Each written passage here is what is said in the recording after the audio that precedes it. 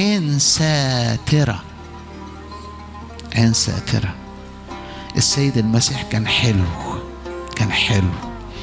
لما جت الست الزانية التي ضبطت في ذات الفعل والناس بيقول موسى قال ترجم، انت تقول ايه؟ راح موطي كده في الارض، اعطاهم فرصة يراجعوا انفسهم، اعطاهم فرصة يمشوا، اعطاهم فرصة يسترهم. من منكم بلا خطية؟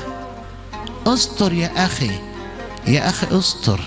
لنكن اباء ولا قضاء. لو كنا قضاء لتحول اولادنا الى مجرمين. لو كنا اباء يبقى ابناء مطيعين. لما يجي اخويا سقط استره واسنده.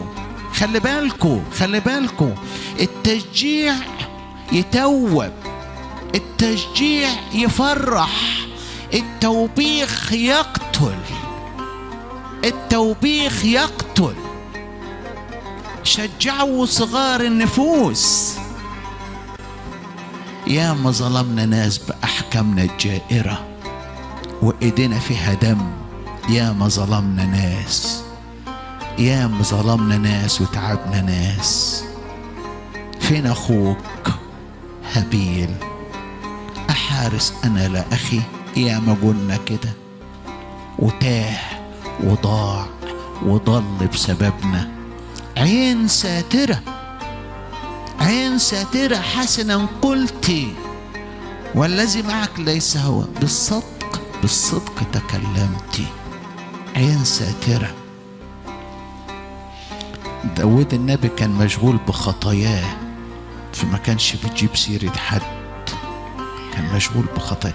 خلي بالكم، خلي بالكم، خلي بالكم، الستر أفضل من التوبيخ على جميع المستويات.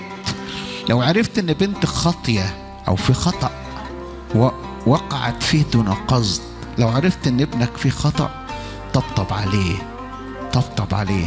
انت وحش يا ابني، انت خاطي، عرفت عنك، حطت له عنوان هيمشي تحتي.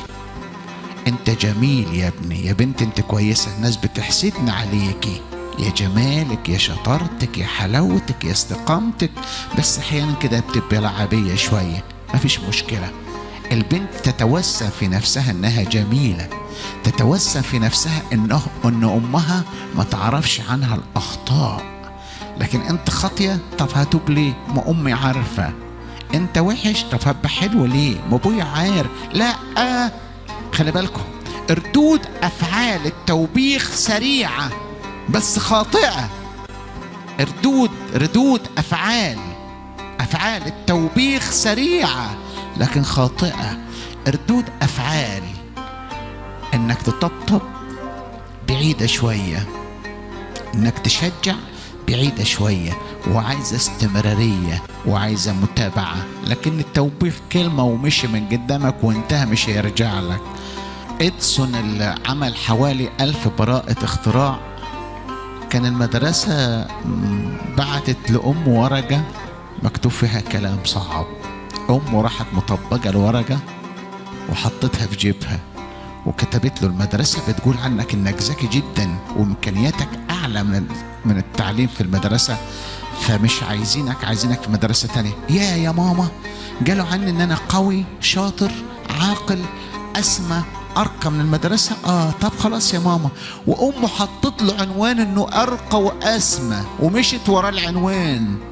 لما وصل توماس إديسون عامل أكتر من 1000 براءة اختراع، منهم النور اللي بينور عندنا ده. أمه بعد ما ماتت بيفتش في الدولاب ولا المكتب، لقي ورقة بتقول إيه؟ ابن غبي ما يجيش المدرسة. كان ما أسهل إنها تعمل كده. يا ابني قالوا عليه غبي، أنا برضو كنت جايلة عليه غبي، كلامي هو وفرحانة قوي.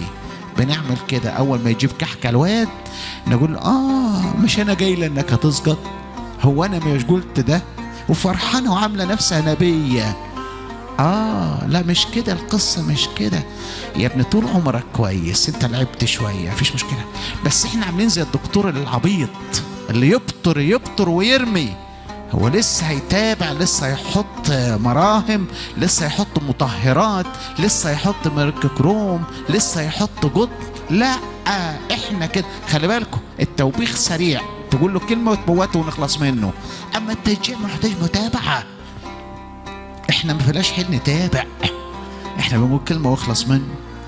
مره في شاب صغير كده دخل البيت وبيقول لحن كده او بيقول اغنيه بيغني. امه جات له صوتك زي الحمار. لغايه تانية جامعه يجيبوا له دكتور تخاطب يعلمه ينطق ازاي. لغايه تانية جامعه مش عارف يتكلم. ما اسهل ان احنا نعمل كده. لا لا، طول بالك، استر ابنك، استر بنتك، استر. كان في 2 رهبان كل 20 يوم ينزلوا من الدير يبيعوا اعمال ايديهم، كان نسخ كتب او كده اي حاجه من ده. واللي يبيع حاجته بدري يستنى اخوه في مكان معين. فواحد منهم باع الحاجه بتاعته منتظر اخوه عشان يجي. فين الساعة 5 العصر، 6 10 12 لقى اخوه جاي كده وبيعيط. بتعيط ليه؟ قال له صراحة انا وقعت في خطية صعبة. فلقى اخوه ابتسم كده، قال له بتضحك عليا لما بقول لك كده؟ قال له انا بضحك على نفسي، انا وقعت في نفس الخطية ومكسوف اقول لك انت احسن مني. طب خلاص يا اخويا يلا نرجع ونسيب الرهبنة.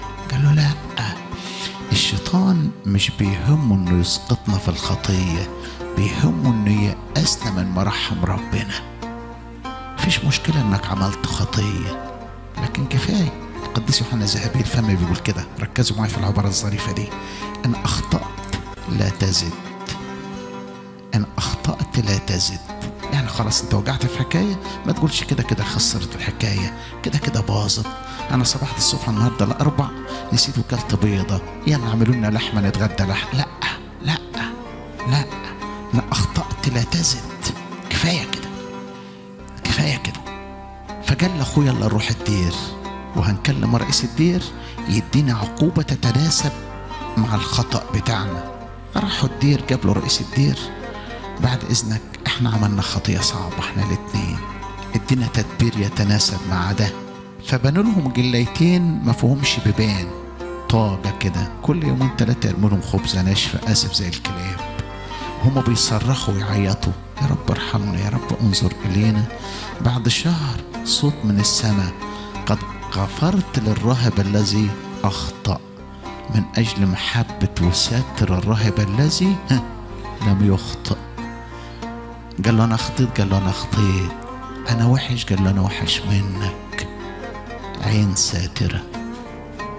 سمعت عن فلانة؟ سمعت يا أختي ده عملت لا لا لا، هو لإلهه قادر أن يقيمه.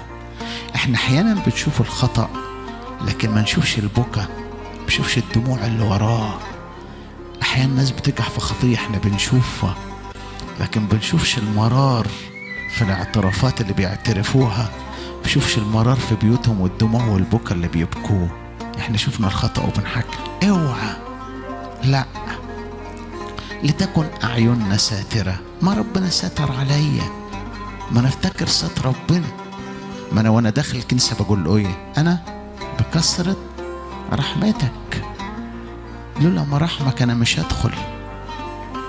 ربنا بيغطي خطايانا بمراحمه، فالعدل بيسمح لنا بالدخول.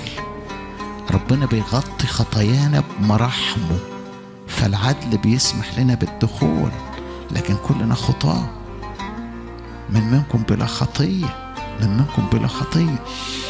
عين ساترة، عين ساترة، عين تغمض كده. وخلي بالكم أقول لكم جملة ظريفة قوي: لما عينك تشوف الخطأ وتغمض، عينك الجوانية تشوف السماء كمكافأة. هقول تاني: عندما تغمض أعيننا عن أخطاء إخوتنا تنفتح البصيرة كمكافأة سريعة. أول ما غمض عيني عن أخطاء أخويا تنفتح بصيرتي وتشوف السماء وأفرح وأفرح أخويا وأسنده الضعفاء. لكن نحكي، يا مفيش وقت الحكاوي، كفاكوا الزمان، كفاكوا. الآن ساعة لنستيقظ من النوم. أقوم الآن وأذهب إلى أبي